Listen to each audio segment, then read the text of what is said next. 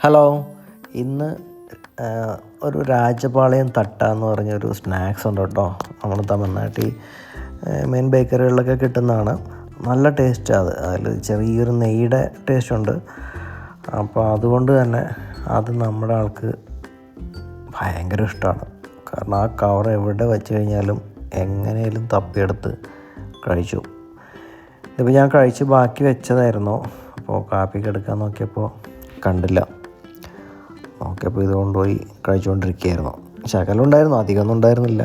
ഒരു കാൽഭാഗത്തിലും താഴെയായിരുന്നു. പക്ഷെ എന്നാലും അത് മൊത്തത്തിൽ കഴിച്ചു. തലയൊക്കെ അതിനകത്തിട്ട് തപ്പിയെടുത്തുകൊണ്ടിരിക്കുകയാണ്. എന്നുവെച്ചാൽ അത്രയും ആർത്തിയാണ് അതിനോട്. നല്ല ടേസ്റ്റാണ്, അതുകൊണ്ടായിരിക്കാം.